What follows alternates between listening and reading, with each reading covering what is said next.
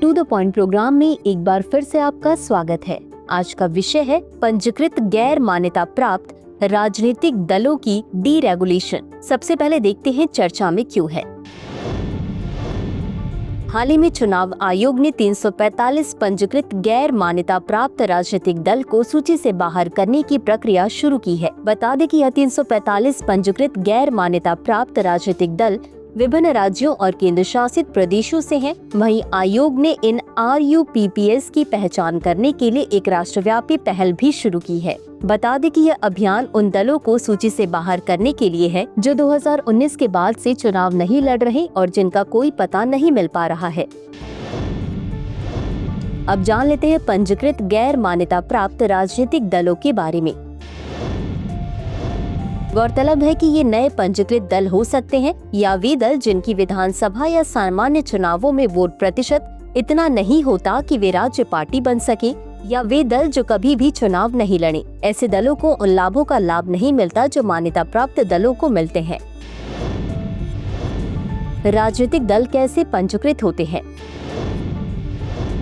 राजनीतिक दलों का पंजीकरण प्रतिनिधित्व कानून 1951 की धारा 29A के तहत होता है। पंजीकरण के लिए एक पार्टी को अपनी स्थापना के 30 दिन के भीतर चुनाव आयोग से आवेदन करना होता है। वहीं दिशा निर्देशों के अनुसार पार्टी को अपने प्रस्तावित नाम को 2 राष्ट्रीय और 2 स्थानीय समाचार पत्रों में 2 दिनों तक प्रकाशित करना होता है, जिससे जनता 30 दिन के भीतर आपत्तियां उठा सके। गौरतलब है कि यह सूचना आयोग की वेबसाइट पर भी प्रदर्शित की जाती है।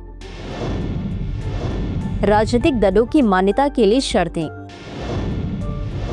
राष्ट्रीय दलों के लिए 4+ राज्यों में 6% वोट और 4 लोकसभा सीटें, 3+ राज्यों से लोकसभा सीटों का 2%, 4 राज्यों में राज्य पार्टी के रूप में मान्यता प्राप्त। राज्य दलों के लिए राज्य विधानसभा में 6% वोट और 2 सीटें या लोकसभा में 1 सीट, राज्य विधानसभा में 3% सीटें या 3 सीटें जो भी अधिक हो, राज्य में 25 सीटों के लिए लोकसभा में 1 सीट, राज्य विधानसभा या लोकसभा चुनावों में राज्य में कुल वैध वोटों का 8%।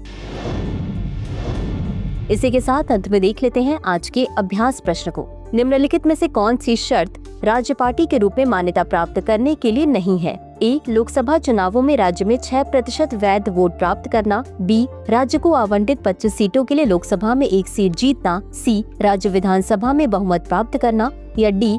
राज्य में कुल वैध वोटों का 8% प्राप्त करना। इस प्रश्न का उत्तर कमेंट बॉक्स में जरूर दें। आज के लिए बस इतना ही। धन्यवाद।